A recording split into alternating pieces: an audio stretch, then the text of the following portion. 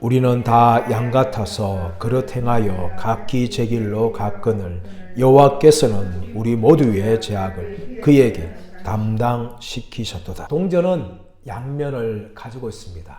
앞과 뒤 양면 모두가 존재합니다. 앞만 있다고 동전되는 것이 아닙니다. 뒷면만 있다고 동전이 되는 것이 아닙니다. 앞면과 뒷면이 모두 존재해야 온전한 동전이 되는 겁니다. 지금은 저는 그런 동전을 잘 못 봤지만 제가 어릴 때는 장난 삼아 그런지 몰라도 어떤 사람들이 이 앞면을 아니면 뒷면을 사포로 밀어서 한쪽을 아예 없앤 그런 동전들을 종종 본 적이 있습니다. 그렇다면 그 동전은 동전의 역할을 못하는 거죠. 동전은 앞면과 뒷면이 모두 다 있어야 온전한 동전이 되는 겁니다. 여러분, 하나님의 속성이 여러 가지가 있지만 이 하나님의 속성을 대표적으로 두 가지를 이야기한다면 이 하나님의 거룩하심을 포함한 공의와 하나님의 인자하심을 포함한 이 사랑이 어쩌면 동전의 양면과 같은 것입니다. 하나님은 공의만 가지고 있는 분도 아니고 하나님은 사랑만 가지고 있는 분이 아닙니다. 하나님의 속성에는 이 공의와 사랑이 공존하고 있습니다. 하나님은 공의로우신 분이시지만 동시에 하나님은 사랑이 충만한 분이라는 것을 우리가 알 수가 있습니다. 그런데 어떤 사람들은 구약의 하나님은 공의와 심판의 하나님이고 신약의 하나님은 사랑의 하나님이다. 그렇게 말하고 또 주장하는 사람들이 있습니다. 그렇지 않습니다. 구약의 하나님도 공의로운 하나님이시자 동시에 사랑의 하나님이십니다. 그리고 신약의 하나님도 공의로운 분이시자 동시에 사랑의 하나님이세요. 하나님의 속성 안에는 공의만 존재하거나 사랑만 존재하는 것이 결코 없다는 것입니다. 하나님의 구원 사역에도 마찬가지입니다. 하나님의 구원 사역도 하나님의 공의와 하나님의 사랑이 동시에 나타났는데 바로 십자가는 하나님의 공의와 사랑의 상징입니다. 십자가는 하나님의 공의만 나타나는 것이 아닙니다. 우리 인간들의 죄를 향한 하나님의 심판만 십자가에 나타나는 것이 아니라 우리 죄인들을 향한 하나님의 사랑만 나타나는 것도 아닙니다. 그 십자가는 하나님의 공의와 하나님의 사랑이 그 십자가에 온전히 드러났습니다. 오늘 말씀은 무엇보다 십자가는 하나님의 사랑의 표현이라는 것을 우리가 알 수가 있습니다. 하나님은 우리 죄인들을 사랑하셨고 창세전에 우리 죄인들을 향한 이 구원의 계획을 세우셨습니다. 그래서 하나님은 결코 진노의 하나님만, 공의의 하나님만 아닙니다. 그런데 어떤 사람들 같은 경우는 하나님의 이 사랑에 대해서는 잘 알지 못하고 하나님을 두려워하기만 합니다. 하나님은 진노의 하나님이시고 하나님의 심판의 하나님이다 라고 생각하면서 하나님을 두려워하기만 합니다. 그것은 하나님을 온전히 알지 못하는 것이죠. 하나님은 진노의 하나님이시지만 동시에 그 하나님은 사랑이 온전히 충만한 분이십니다. 그 하나님의 사랑이 바로 십자가에서 드러났다는 것입니다. 로마서 5장 8절 말씀 보시면 우리가 아직 죄인 되었을 때에 그리스도께서 우리를 위하여 십자가에 죽으심으로 하나님께서 우리에 대한 자기의 사랑을 확증하셨느니라. 할렐루야. 십자가에서 무엇이 나타났습니까? 우리 죄인들을 향한 하나님의 사랑이 그 십자가에 나타났다는 것입니다. 그래서 그 결과 우리를 위하여서 독생자 예수 그리스도를 십자가에 못 박아 죽이셨습니다. 이런 하나님의 사랑은 하나님의 구원의 계획 속에서 먼저 만들어졌습니다. 그러나 구원의 계획에서 머문 것이 아니라 하나님은 그 구원의 계획에서 나타난 하나님의 사랑을 즉각적으로 실행하셨습니다. 아담과 하와가 하나님 말씀에 불순종하여서 선악을 알게 하는 나무의 열매를 먹었습니다. 그들은 죄를 범한 후에 눈이 밝아졌어요. 그래서 어떻게 되었습니까? 자신들이 벌고 벗었다는 것을 알게 되었습니다. 수치심을 느끼게 된 거죠. 그전에는 자신들이 벌거벗은 인간이라도 전혀 수치심을 못 느꼈는데 죄가 인간에게 들어옴을 통하여서 수치심을 그들은 알게 된 거예요. 그래서 자신들이 벌거벗은 줄 알고 어떻게 합니까? 무화과 나무 잎을 가지고 자신들의 몸을 가립니다. 그러나 그 무화과 나무 어떻습니까? 해가 지거나 해가 뜨거나 아니면 시간이 지나면 말라버리는 거예요. 더 이상 인간의 몸을 숨길 수가 없는 겁니다. 그것을 보신 하나님께서 어떻게 합니까? 가죽 옷으로 인간들의 부끄러운 몸을 덮어 주셨습니다. 가죽 옷을 만들기 위해서는 짐승이 죽어야 되는 것이죠.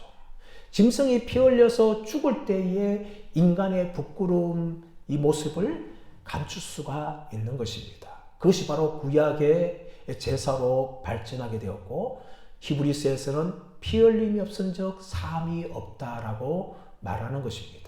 하나님께서는 우리 인간들을 사랑하여서 죄인 인간들을 사랑하여서 예수 그리스도를 죽이시고 십자가에 죽으신 말미암아 그 피로 우리를 덮어 주신 것이죠. 그래서 오늘 말씀에서는 우리의 죄악을 그에게 담당시키셨도다라고 이야기합니다.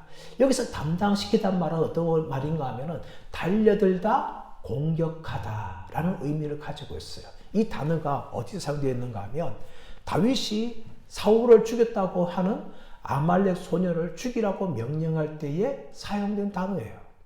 사울이 블레셋의 군대에서 전쟁하다가 스스로 자결하여서 죽었습니다. 그런데 지나가던 아말렉 소년이 그 모습을 보았어요. 그리고 자신이 칭찬받기 위해서 다윗에게 달려옵니다. 다윗 왕이여, 다윗 왕이여, 사울이 죽었나이다. 어떻게 사울이 죽었느냐? 그렇게 이야기할 때에 내가 사울을 죽였습니다. 그렇게 거짓말합니다. 그래서 어떻게 합니까? 다윗이 네가 스스로 증거하였다 하면서 자기의 부하에 명령하여서 그 아말렉 소녀를 쳐 죽이라 라고 명령합니다. 그때 쳐 죽이다는 단어가 이 죄를 담당시켰도다 라는 단어와 똑같다는 거예요. 솔로몬의 경우도 마찬가지입니다. 솔로몬이 왕으로 등극할 때에 형리였던 아도니아가 아비삭을 달라고 요청합니다. 엄마를 통해 요청하죠. 그때 솔로몬이 어떻게 합니까? 네가 아비삭을 요청했기 때문에 내가 너를 죽인다 하면서 솔로몬이 아도니아를 쳐 죽입니다. 그때 단어가 쳐 죽이다. 이것이 죄악을 담당시키다 라는 의미와 똑같다는 것이죠. 하나님 아버지께서는 우리의 죄악을 예수 그리스도에게 담당시킴으로 말미암아 예수님을 쳐 죽이시는 그런 일을 행하셨어요. 그것이 바로 하나님의 사랑입니다. 우리가 죽어야 되는데 우리를 대신하여서 예수 그리스도를 죽였다는 거죠, 여러분. 여러분, 창세기 22장에서 아브라함이 하나님께 제단을 쌓으러 올라갑니다. 그리고 그 제단에 이삭을 바치려고 하죠. 하나님 말씀대로 순종하려고 합니다. 그때 하나님께서는 아브라함아, 아브라함아, 네가 이제야 나를 경외한 줄을 내가 알았노라 라고 이야기하면서 수풀에 걸린 순양을 이삭 대신에 바치라고 합니다. 하나님께서는 아브라함으로 하여금 이삭을, 자기 아들을 바치는 것을 허락하지 않으셨어요. 그런데 하나님께서는 우리 죄인들을 위하여서 독생자 예수 그리스도, 하나님의 하나밖에 없는 그 친아들을 우리의 죄를 위하여 예수님을 죽이셨다는 것이죠. 이것이 하나님의 사랑입니다. 여러분, 우리 인간들이 어떻게 다른 사람의 죄를 위하여 자신의 친아들을 감옥에 넣겠으며 하물며 다른 사람들의 죄를 살리기 위해서 대신 아들을 죽일 아버지가 어디 있습니까? 저는 목사이지만 저한테 그것을 요구한다면 저는 차라리 목사직을 포기하고 제 아들을 살리겠어요. 저는 아버지로서 도저히 그렇게 할 자신이 없습니다. 세상에 어떤 부모가 다른 사람을 살리기 위해서 자신의 아들을 죽입니까? 그런 부모는 세상에 없습니다. 그런데 여러분, 하나님 아버지께서는 우리 죄인들을 살리기 위하여서 독생자 예수 그리스도에게 하나님의 모든 진노와 심판을 쏟아 부으시고 죽이셨다는 것입니다. 그 이유가 무엇입니까? 바로 우리 죄인들을 하나님께서 사랑하시기 때문입니다. 그 사랑이 아니면 설명할 수가 없는 거예요. 하나님의 공의와 하나님의 심판을만 있다면 우리가 죽어야 되고 우리가 그 하나님의 진노를 감당해야 합니다. 그러나 하나님께서는 우리를 사랑하셨기 때문에 우리에게 하나님의 진노를 쏟아붓지 아니하시고 예수 그리스도에게 하나님의 진노를 쏟아부으셨다는 것입니다. 그것은 바로 하나님의 사랑이 아니면 설명할 수 없는 놀라운 구속의 사건인 줄 믿습니다. 두 번째로 본문은 예수 그리스도께서 우리의 죄를 위하여 죽으셨다라고 이야기하고 있습니다. 6절 말씀 보시면 우리는 다 양 같아서 그릇 행하여 각기 제 길로 갔거늘 이라고 이야기합니다. 예수님께서 우리의 죄를 위하여서 죽으셨는데 우리는 어떤 존재였습니까? 우리는 다 양 같은 존재라고 이야기합니다. 양은 크게 두 가지의 특징이 있습니다. 하나는 무엇인가 하면 양은 참 약한 존재라는 것입니다. 여러분 세상의 동물들을 보시나 또 식물을 보시면 스스로 자신을 보호할 수 있는 방어막들이 있어요. 어떤 것들은 자기 색깔, 자기 몸을 주위의 환경에 똑같은 색깔로 변하게 하는 그런 동물들도 있고 또한 자신 몸을 부풀어 올리게 하는 그런 동물도 있습니다. 또 그런 식물도 있죠. 독을 품어서 자신을 해하지 못하도록 막는 그런 식물들도 존재합니다. 그런데 여러분 양은요. 자기를 방어할 수 있는 방어의 모든 도구가 전혀 없습니다. 다리도 짧지요. 그리고 이빨도 날카롭지 못합니다. 그렇다고 힘이 그렇게 센 것도 아니에요. 이 양들은 짐승의 밥이 되기에 충분한 존재입니다. 그뿐만 아니라 눈도 그렇게 시력이 좋지 않아요. 코의 후각도 좋지 않습니다. 양들은 2, 3m 앞밖에 못 봅니다. 10m 앞에 못 봐요. 그러니까 10m 앞에 늑대라든지 사자가 있으면 꼼짝없이 양들은 밥이 되는 겁니다. 그만큼 자신을 방어할 수 있는 것이 전혀 없는 철저하게 약한 존재가 바로 양이라는 겁니다. 그뿐만 아니라 양은 참으로 어리석고 참으로 지저분한 동물입니다. 양은 길을 잃으면요 집을 찾아오지 못해요, 여러분. 근데 우리 개를 보십시오. 개 같은 경우는 주인을 잃어버려도 집을 찾아옵니다. 멀리 떨어져 있어도 그 집을 찾아오는 거죠. 근데 양은요 길을 잃으면 스스로의 힘을 가지고 찾아올 수 못해요. 그래서 짐승의 밥이 되고 마는 것이 양입니다. 참으로 어리석은 존재예요.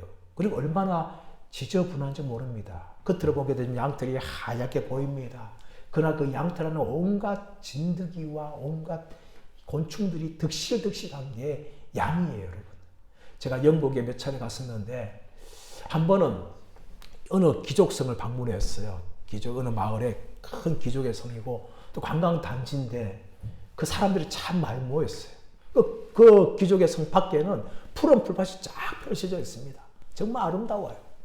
근데 그 푸른 풀밭에 어느 목자가 양을 돌보고 있는 장면을 보았어요. 좀 먼 거리였지만 저는 호기심 삼아가지고 찾아갔습니다. 양이 어떻게 생겼는지, 목자가 어떻게 양을 돌보는지 가까이 봤어요. 그 풀밭에 들어갔어요. 근데 저는 풀밭에 들어가자마자 기겁을 했습니다. 왜 그런가 하면 겉으로 보면 풀밭인데 그 안에 양들이 싼 배설물들이 얼마나 많은지를 몰라요. 양들은 그 배설물을 밟고 있고 그 배설물에 풀을 먹고 있고 그 풀밭에 눕는 거죠. 이게 양이에요, 여러분. 얼마나 지저분한지 몰라요, 여러분. 그렇게 양은 지저분하고 어리석은 동물입니다. 거기에다가 여러분 양은요 참 고집이 세요. 온순한 것 같지만 이 양들은 참 고집이 세서 목자의 말을 잘 안 듣습니다. 그래서 혼자 마음껏 다니다가 길을 잃을 때가 많고 짐승의 밥이 될 때가 많습니다. 그만큼 이 고집이 센 것이 양들이에요. 오늘 말씀도 보십시오. 각기 제 길로 갔거늘. 우리는 다 양 같아서 각기 제 길로 갔거늘 이라고 이야기하듯이 양들은 참 고집이 센 동물입니다. 아이들을 키우다 보면 어릴 때는 참 부모 말을 잘 들어요. 그러다가 부모가 하지 마라, 해라 하는 말에 참 고분고분하게 잘 듣습니다.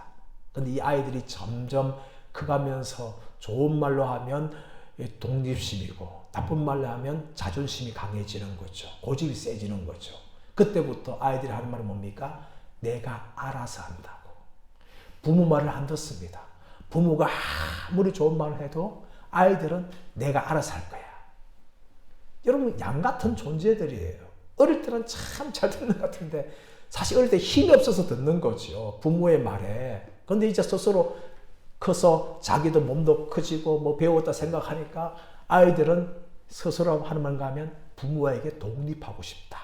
그래서 내가 알아서 해 라고 이야기하다가 이제는 또 경제 능력을 갖추면 뭡니까? 부모로부터 독립스러운 발로 해방선하고 부모를 떠나게 되는 거죠.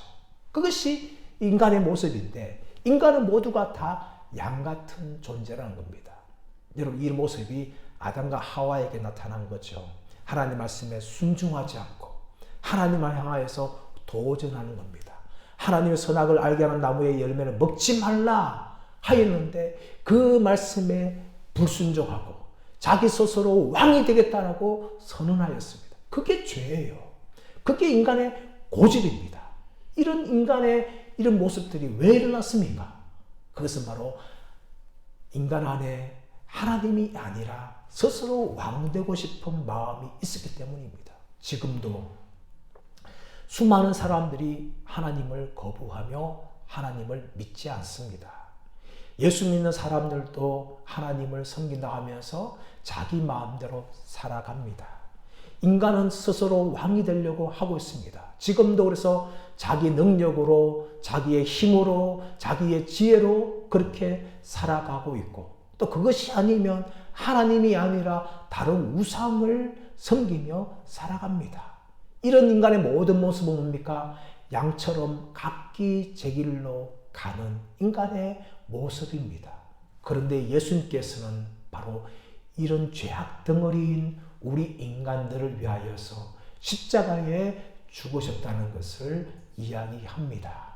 여러분, 세 번째, 예수님께서는 바로 우리의 죄를 위하여서 스스로 순종하셨습니다. 오늘 말씀 보시면 우리는 다 양 같아서 그릇 행하여 각기 제 길로 갔거늘 여호와께서는 우리 모두의 죄악을 그에게 담당시키셨도다.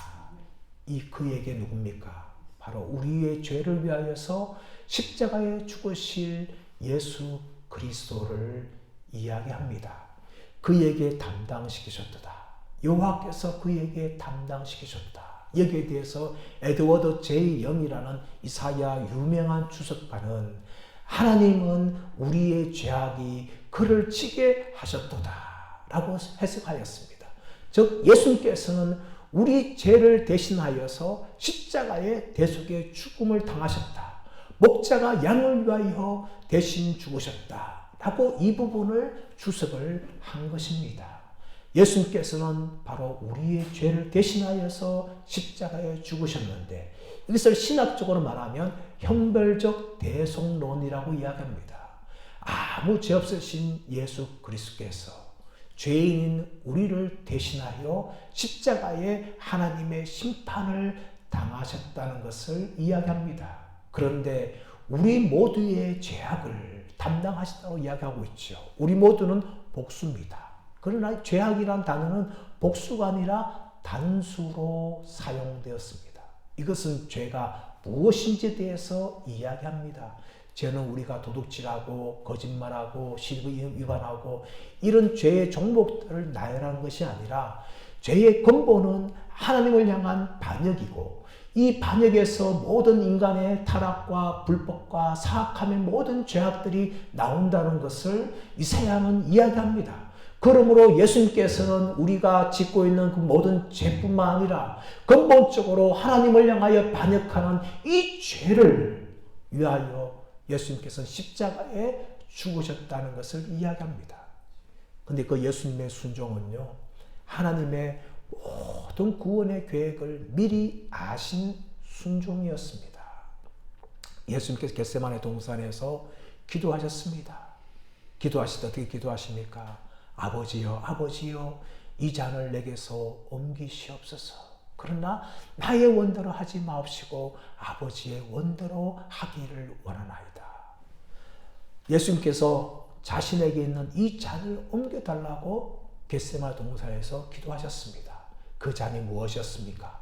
이제 곧 체포되시고 로마 군병에게 채찍에 맞으시고 십자가에 죽으시는 그 고난의 잔이었습니다.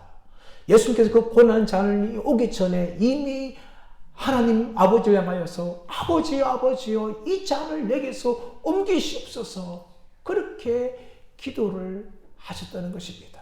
근데 기도하시는데 땀이 핏방울이 되는 것 같은 그런 고통의 기도를 드리셨습니다. 얼마나 그 잔을 피하고 싶으셨으면 여러분 인간이 가장 극심한 스트레스를 겪을 때에 땀이 피가 되는 고통을 당하는데 예수님께서 겟세마네 동산에서 그렇게 고통을 당하면서 그 잔을 피하려고 하였습니다. 예수님 이미 아셨습니다. 십자가에 죽었을 것을 아셨습니다. 미리 아셨지만 예수님께서 어떻게 하십니까? 기꺼이 스스로 그 잔을 마시기 위해서 나아가셨습니다. 가룟 유다가 로마 군병들을 데리고 예수님을 체포하러 올 때에 예수님은 아셨지만 그 자리를 피하지 않았습니다. 제 아들을 깨우시면서 일어나 함께 가자. 인자를 잡는 자가 가까이 왔다. 하면서 예수님께서는 그 사람들을 맞았습니다. 그리고 로마 군병들이 나사렛 예수가 누구냐? 라고 말할 때에 내가 그다. 하면서 예수님 스스로 체포되셨습니다. 예수님은 기꺼이 십자가 구원의 계획에 순종하며 자신을 드렸습니다.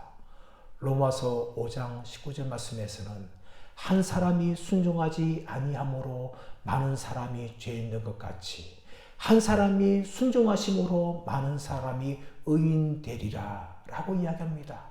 예수님께서는 아담의 불순종을 하지 아니하시고 하나님의 그 십자가 구원의 계획에 스스로 순종하심을 통하여 자신을 십자가에 내어 드리셨습니다.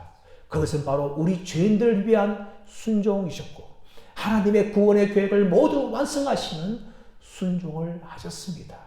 우리 이것을 보면서 무엇을 깨달아야 됩니까? 바로 우리가 얼마나 불순종한 죄인인지 그리고 얼마나 하나님 뜻에 지금도 불순종하며 살아가는 죄인인지를 우리는 깨달아야 될 줄 믿습니다.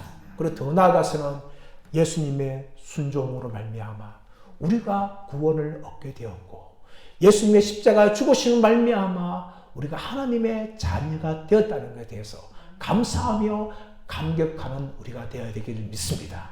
여러분 이 구원의 은혜를 얻기 위해서 여러분 우리가 반드시 통과해야 되는 한 가지 길이 있습니다. 그것은 무엇인가 하면 우리의 죄를 하나님 앞에 회개하고 예수 그리스도를 나의 구원자로 믿는 것입니다. 회개와 믿음은 동전의 양면입니다. 믿는 자는 반드시 회개하는 것이고 회개한 자는 반드시 믿는 자라는 것입니다. 그런데 여러분 회개란 무엇입니까? 회개란 철저한 돌이킴입니다. 단지 내가 거짓말하는 것에서 도둑질하는 것에서 돌이키는 것이 아니라 우리의 죄인된 본성이 비록 죄인이지만 하나님 앞에 철저하게 돌이키는 것입니다. 여러분 우리가 회개할 때는 우리가 죄를 짓는 그 한 가지 종목에 대해서 회개하는 것이 아닙니다. 우리의 죄인된 본성에 대해서 철저하게 회개하는 거예요. 여러분 다윗이 시편 51편에서 밧세바의 범죄에 대해서 회개할 때에 어떻게 고백합니까? 그는 시편 51편 5절에서 내 어머니가 나를 죄악 중에 잉태하였나이다 라고 고백합니다. 자기는 태어날 때부터 근본적인 죄인이었다는 것을 고백을 하는 거죠. 다윗은 물론 밧세바의 범죄 그 사건에서 회개를 하지만 그리고 더 나아가서는 자신이 근본적으로 하나님 앞에 죄인이었다는 것을 그는 철저하게 고백을 합니다. 자신의 모친이 이미 모태에서부터 출생 전에 자신을 죄악 중에 잉태했다는 것을 자신뿐만 아니라 자신의 모친도 죄인이었다는 것을 다윗은 철저하게 고백을 합니다. 그러므로 예레미야 10장 9절에서는 만물보다 심히 부패한 것은 마음이라 이를 능히 알리오마는 이라고 이야기합니다. 여러분 세상의 만물도 부패하였지만 그 모든 것보다 더 부패한 것은 우리 인간의 마음입니다. 우리 인간은 철저하게 죄를 물들었고 근본적으로 하나님에 반역하는 존재였습니다. 그것이 바로 우리 인간의 마음입니다. 그렇기 때문에 지금도 죄를 짓고 있습니다. 하나님의 백성된 우리도 죄를 짓고 싶은 마음에서 날마다 싸우고 있습니다. 그것이 바로 우리 인간의 죄입니다. 여러분, 이 죄된 마음에 대해서 철저하게 회개하고 돌이키는 것이 바로 구원을 얻는 길인 줄 믿습니다.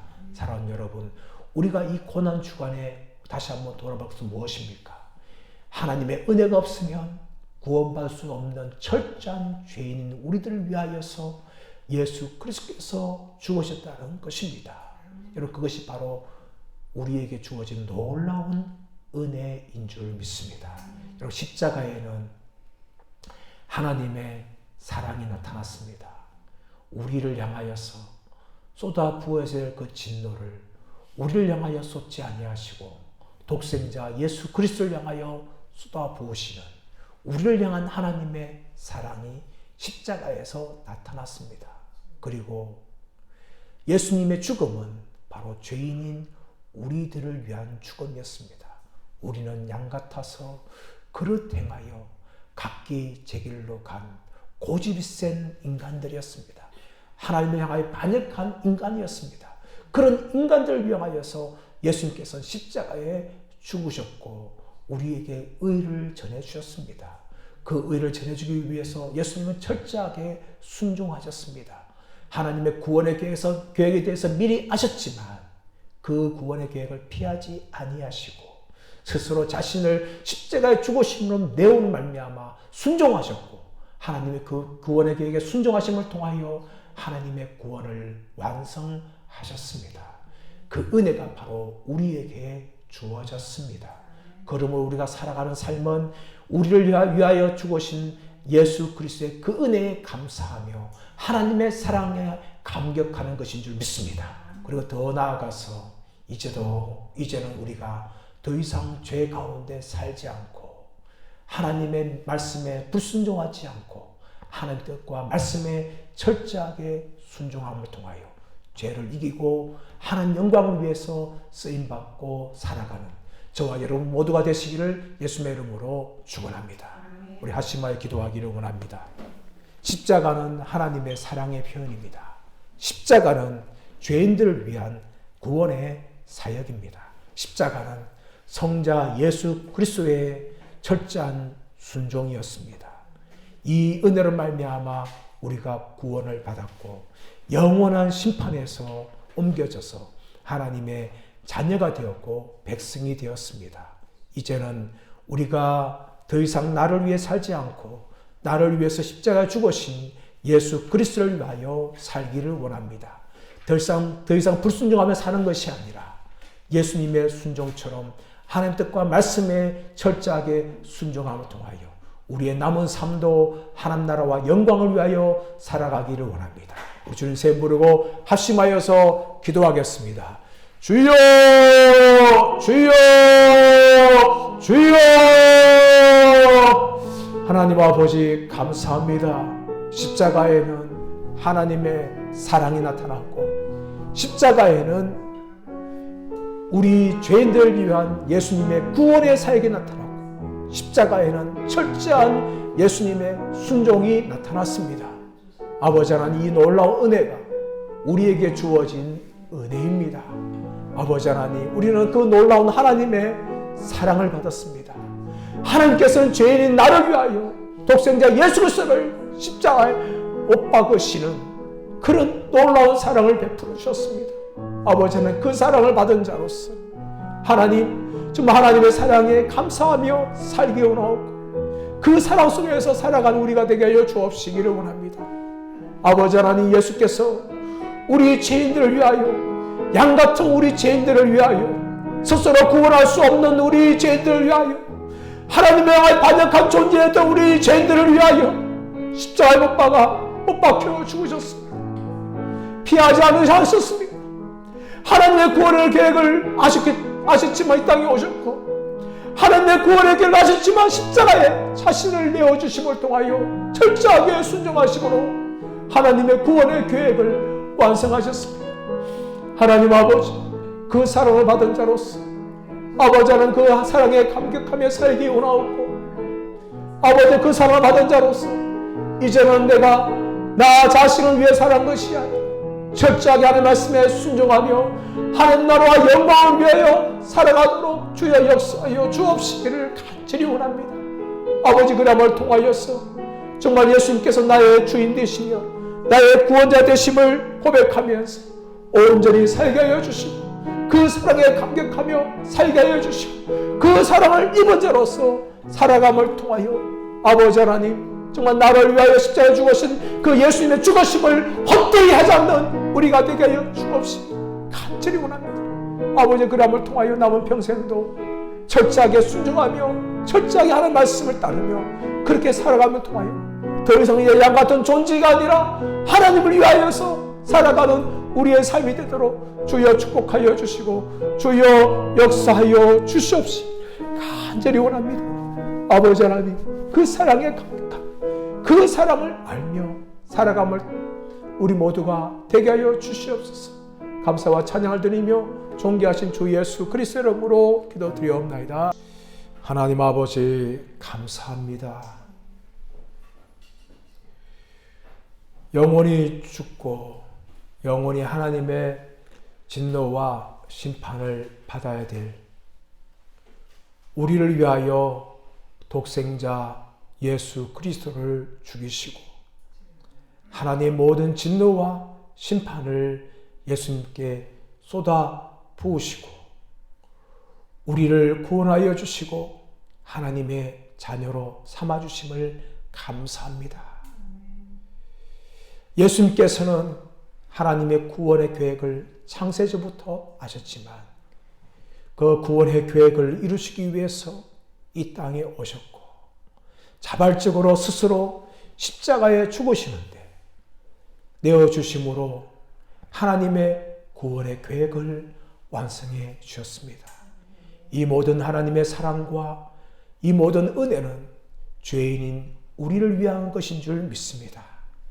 반역을 하였고 하나님을 향해 도전하였던 우리들이 이제는 하나님을 아바 아버지로 부르게 하시고 하나님을 향하여 기도할 수 있고 하나님을 향하여 아버지라 부를 수 있는 은혜를 누리게 되었는데 우리의 평생에 이제는 하나님을 아버지로 믿은 자로서 철저하게 하나님의 뜻과 하나님 말씀에 순종하심으로 예수님의 순종이 우리의 순종이 되게 하여 주시고 우리의 남은 모든 삶이 하나님 나라와 영광을 위해서 살아갈 수 있는 복된 존재로서 우리의 평생을 달려갈 수 있도록 은혜 가운데 붙잡아 주시고 온전히 함께하여 주시옵시기를 간절히 원합니다.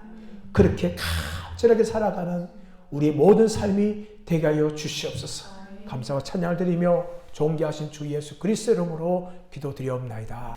지금은 우리를 구원하신 주 예수 그리스도의 은혜와 하나님 아버지의 사랑하심과 성령님의 위로교통 함께 하시는 역사하심이 하나님을 향하여 반역하였던 우리들을 위하여 예수 그리스도를 십자가에 죽으시는 말미암아 우리의 발걸음을 돌이켜 이제는 하나님을 아바 아버지라 부르게 하시고 하나님을 향하여 순종할 수 있는 삶을 살게 하심을 감사합니다.